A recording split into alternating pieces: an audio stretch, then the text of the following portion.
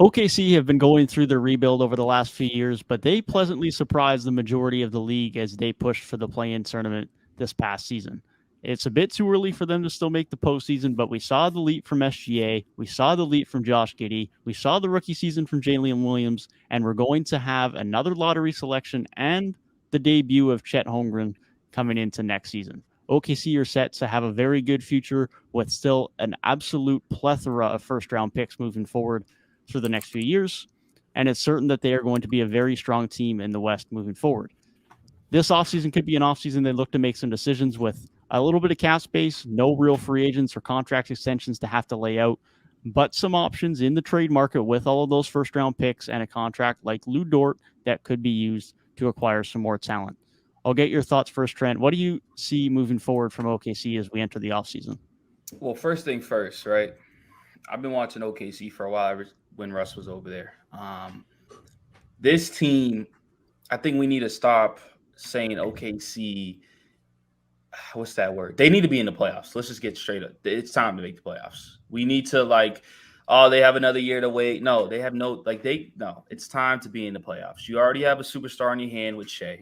You got a player in Jalen Williams had a really good year, and Josh Giddey continues to improve. Right now, you're bringing in Chet.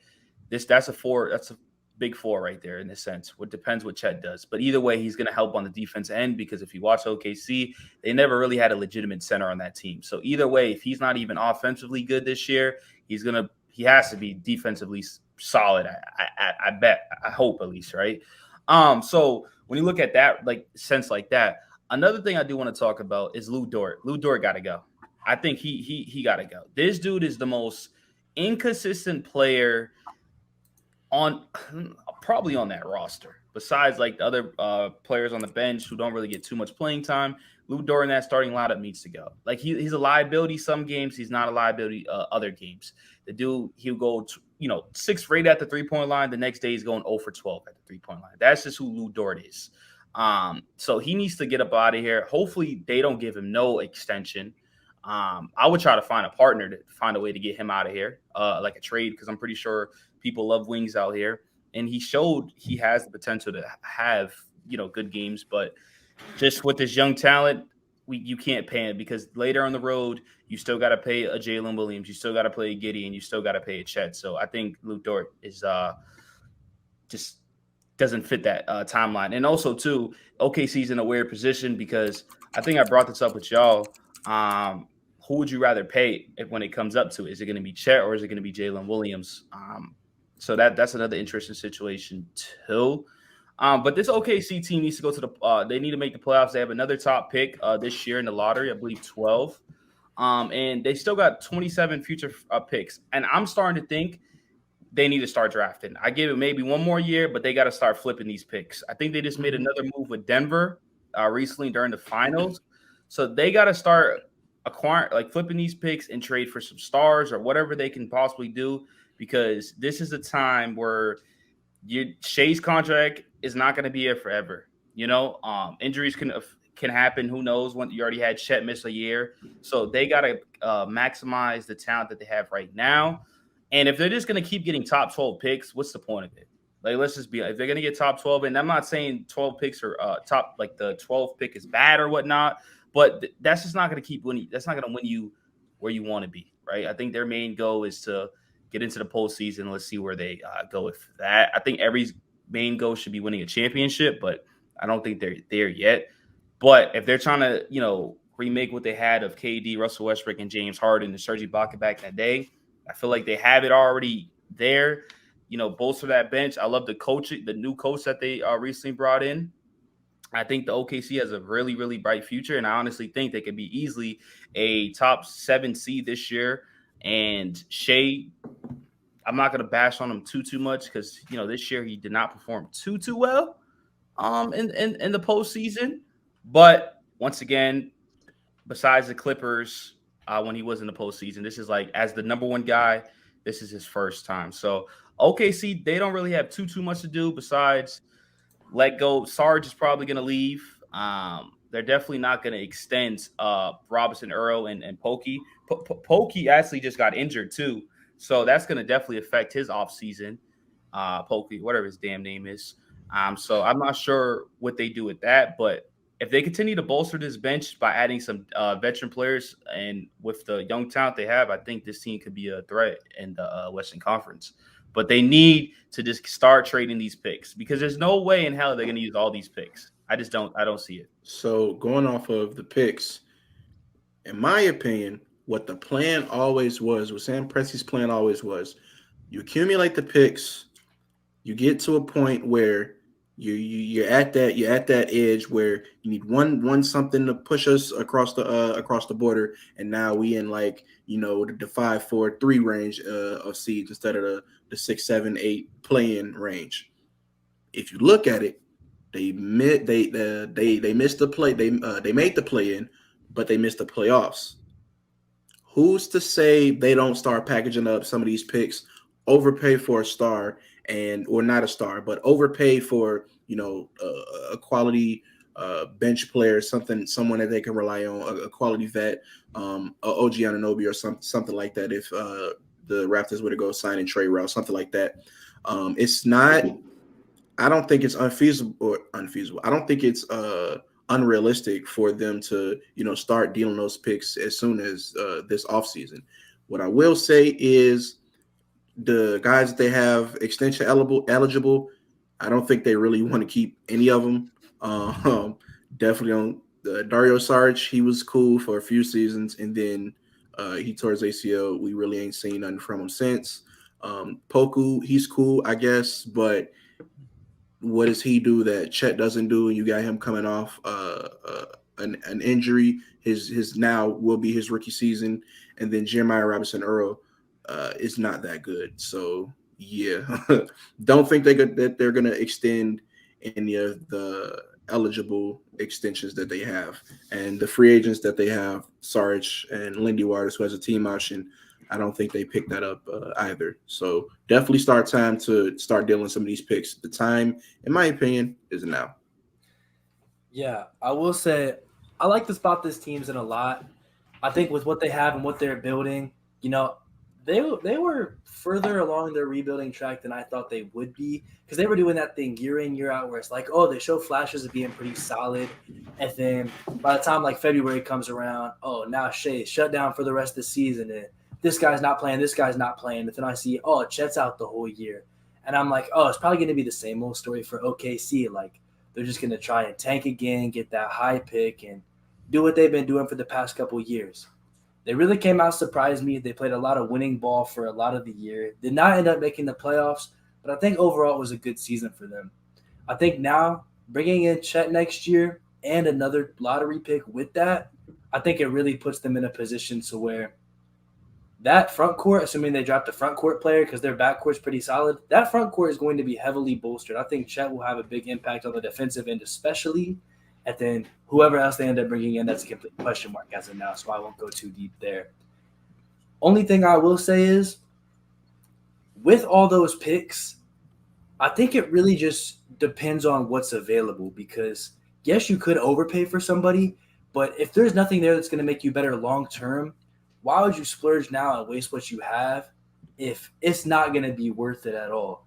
I think if they don't do anything this offseason, they wait till the trade deadline or even wait till next offseason, they're still rather young. Like, J-Dub is only going to be at the end of year 2. Chet's going to be at the end of technically year 2, but really year 1 of actually playing. Shai's been around for a while, but I think he's only 24. He's going to be around for the long term, and nobody's really making that much money yet. So say you do wait a little bit, does it come time to re-sign somebody and then they're making more money and now you can trade them and have more assets to trade? Because right now the only thing to really package money-wise in a big trade is Lou Dort's $15 million. There's not really a ton there. Could they go sign somebody? Yeah, but OKC's not the biggest free agent destination. I don't think they have to splurge right now, just because I don't know how much is available that's going to help them really jump up. However, I do think by the time next offseason comes around, moves will have to be made. Whether it's this offseason or the trade deadline, I think either really works, especially because this year's going to be a lot of integrating Chet, and you don't want to get too many pieces trying to find their place at once. But there's a lot of flexibility here, and I do think they're in a good spot. The depth is looking really solid. The top play, Shai's ascension last year into like damn near superstardom. A lot of good things to like. I will say personally, I am a Lou Dort enjoyer. However, the point you made about it's time to get off of him, I do think that's a good idea because he's probably the main guy you can package with like a pick or something to get something back. And you can go forward having that lineup of just Josh Giddey, Shai, J-Dub, and then, Chet and whoever ends up playing the 4 spot. Or if they move Chet to the 4 and play somebody else at 5, whatever they do there, you pretty much have 4 starters locked up. So, like, if you move off of him in a trade, makes sense. Yeah, I think personally for me, like, you look at this team coming in, I'm excited to see how Chet's going to fit in there because it's like you think most of the year they've been running like the other Jalen Williams, Jay Will, like at center, and then also like Jeremiah Robinson Earl.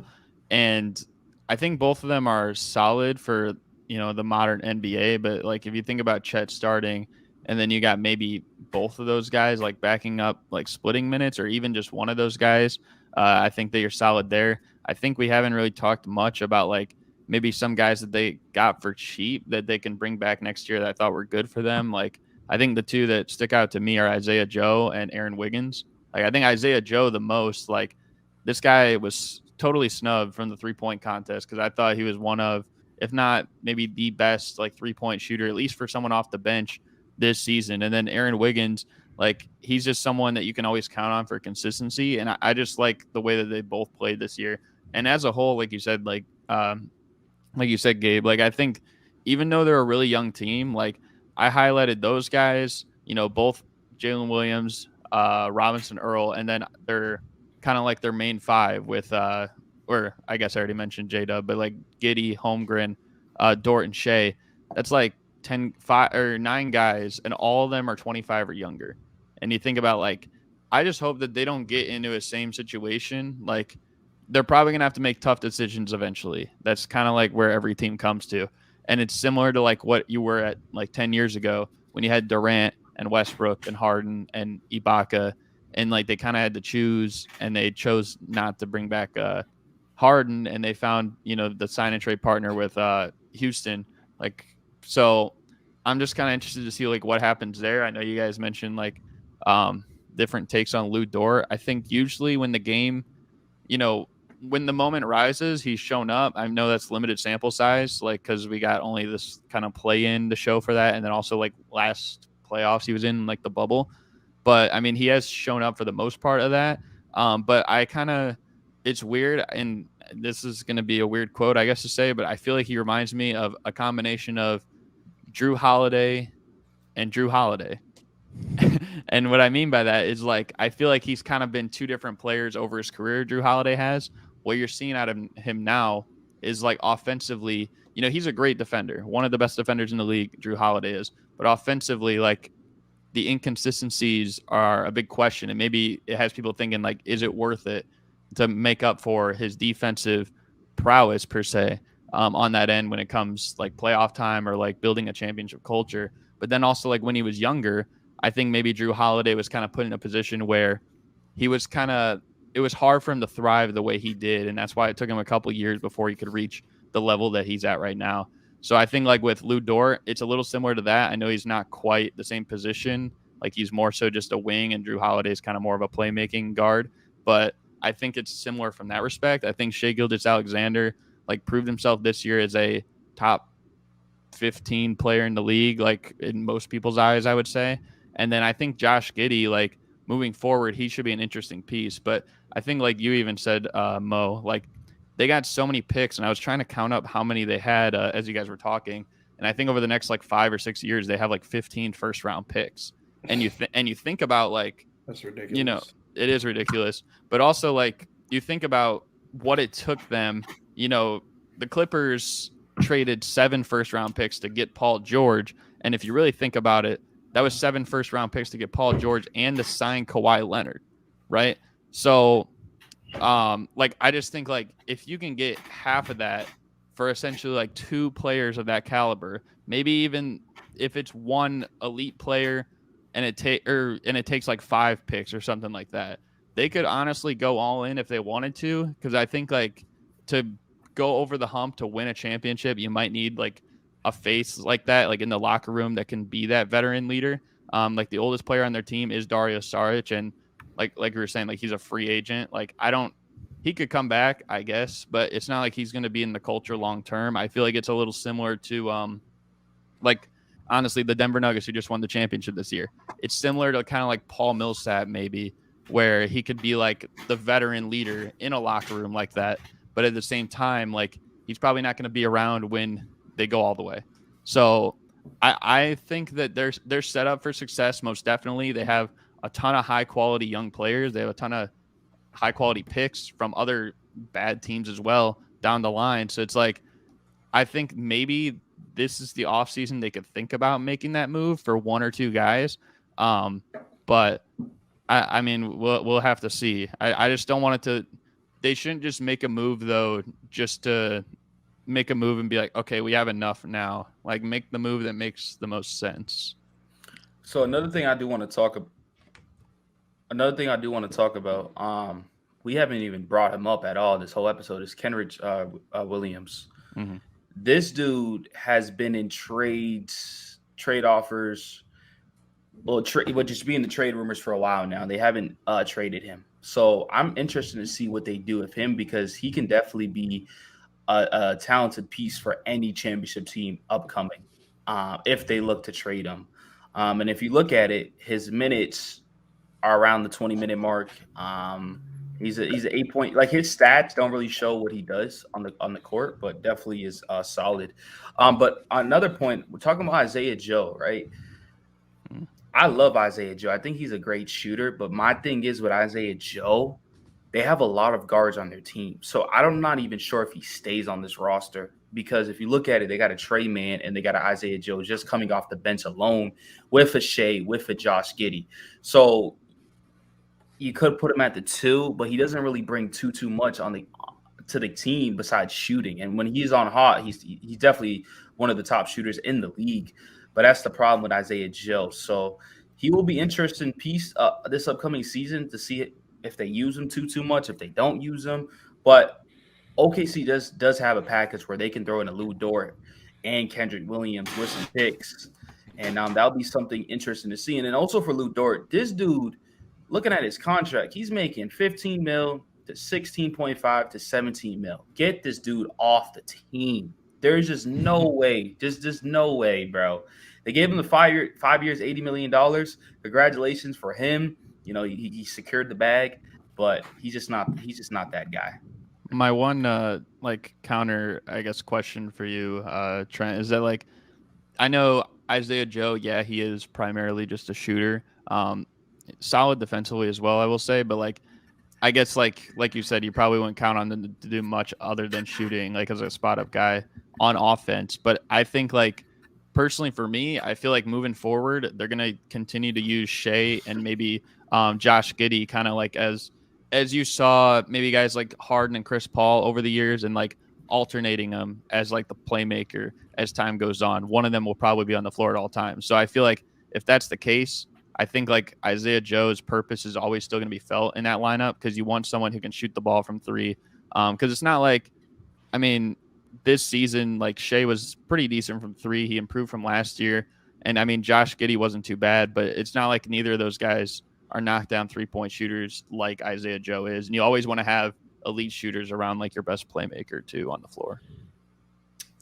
Question. Yeah. How much do we think that the roster from this year is going to change? Obviously, we get the addition of Chet, but I'm saying, like, in terms of moves that OKC makes, how much do we think that this roster is going to change? I think that the free agents that they have probably don't re-sign, and then they pick up the rookie, and then it's probably going to be some similar of what we saw this year. I agree. think they're going to do something? I think it's going to be minimal change right now. I think if I had to make a prediction for how the next year of OKC's franchise go, I really just think they bring in their 2 new guys. They play a year, probably make the playoffs as a lower seed, maybe fight out of the play-in, and then like get in, have a nice, fun first round out. And then that 2024 offseason, I think that's really where they make the big flip. And it's like, all right, Now we're going to make kind of what Cleveland did with Donovan Mitchell, but imagine they didn't get injured and miss the playoffs the first year that they were pretty solid. Like they have that year, they have like their core is now set, and then they go out the next offseason, they make that star trade because they have the assets to do so. And like the main guys can start to get a feel for winning together, and then you bring in that star the next offseason. I think it'll be a very similar trajectory. The one thing I will say is just as a question, like, do we see a breakthrough on the radar of OKC, maybe like what we saw at Denver back-to-back years? They were the 9 seed, then they go up to the 2 seed. We see Memphis, they lose in the play-in, then they lose at the 8 seed, then they come up to the 2 seed. Do we see that as something even on the radar for OKC this year? No, I do personally. No. I think they're a top 4 seed in the West next year. I think it's on the that's a hot radar. take. I wouldn't predict it though. Like I think it could happen. I wouldn't rule it out. No, I think they make the playoffs next year, and they may be like anywhere from that 6 to play-in range. I don't see them taking a super high jump. Not with Chet fresh off the what do you have, Liz Frank injury, and that took him off the whole year. This will be his rookie year. Nah, I don't see it happening. Not in the West. Not in the East either, but nah. No, barring any big changes, I think this team is going to be really good next year. I don't see, outside of Denver, I don't think there's anyone that's going to be that tier above them in the West. I think they can compete with anyone at that point. And like you mentioned, Chet is going to be coming back from injury, but even still, like you talked earlier, Gary, about how they were running Jay Will and Jeremiah Robinson Earl as most of their center minutes last year. And they're undersized for that position. They're not great as starters. Chet, even at 60-70% of himself as a rookie, essentially starting next year, is going to be way better than what those guys were producing.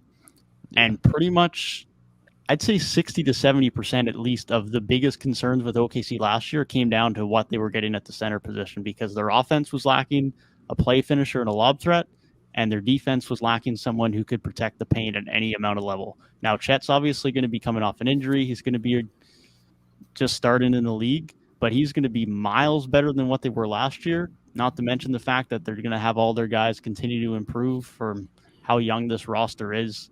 I think they got a really bright upside next year.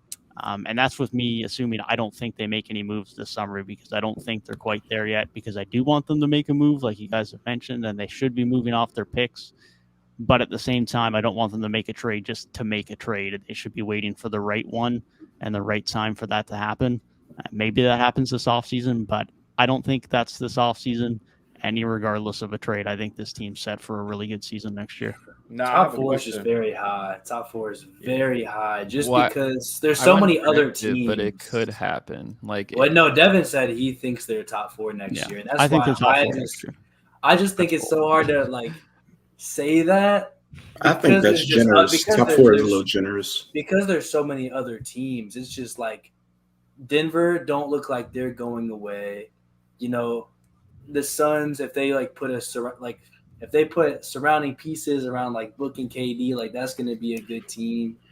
So I'm just going to say something real quick. If we're going to talk about trades, right? Mm-hmm. Just a genuine question, right? What player do you think they could possibly make a trade for, right? Right now, well, Karl Anthony Towns is who they could trade for. Not saying that's even realistic, but that's something that I've had in the back of my mind. So I don't know. That's something they could do. Don't know if they would even want to pull the trigger on that, because we still don't know what's up with Karl Anthony Towns. Just in general, he had a hamstring that kept him out for so much of this year. Then he comes back just in time for the playoffs. Doesn't really have the best playoffs. And then, so that's somebody that they could pull the trigger for right now if they really wanted to. Don't know if they would, and I also don't know how that fit would be. But I don't know who necessarily would be the guy they'd get, but I feel like if they were going to bolster their roster, I think the two, I guess, big prized pieces that would be in the trade from their aspect that they probably could look at. And I don't know what you guys would think, but I just feel like there's too much talent on this team that if they were going to go for even bigger superstar, star level player, like something would have to give. Like if they want to put it around Shai, and I feel like around Giddey, and also probably Chet because he was their second overall pick the year before. Like I feel like it's between Lou Dort and J-Dub, which might be bold because J-Dub had a great rookie year. But I feel like if you put both of those guys on the block and you saw what you could get, and there is someone out there, like I said, I wouldn't just make a trade to make a trade. But if you put both those guys out there, you got so many picks, like, and maybe there's a star level player, like a top 10, 15 player in the league or something that becomes available, then I feel like you can go that route, and it might help them, like depending on the fit. Listen, I mean, Lou Dort has to be involved in any trade just because of finances. So he's definitely on the way out if they're making a trade. This is what OKC needs to do. They want to win a championship. Milwaukee Bucks is falling apart. Bring in Giannis to OKC. All right, buddy. Hey, listen. I've talked about Milwaukee for a while, bro. They're falling apart, bro, and no one's talking about it. If that happened, you'd be campaigning for Russ to go back to OKC then. Well, I'm pretty sure by then Russ will be too old, and he probably just I don't know, maybe 2 years. I'm just saying. Crazy stuff happens. Listen, crazy stuff happens, bro. Who knows, man? Who knows? Maybe he comes back and he's the god tier 6 man they need in a couple of years. That'd be crazy for the script. I'm not gonna lie. They'd be in a bag with that one. The script. That would be a crazy way for us to win a title in OKC. But in the short term, we'll see what they can do this offseason. If they do end up making such a star trade, or if that's for more down the line, and if they end up making that postseason push that we anticipate and hope that they can make heading into next season. Let us know down in the comments below if you think OKC will make such a trade this offseason and how they will fare in the upcoming season.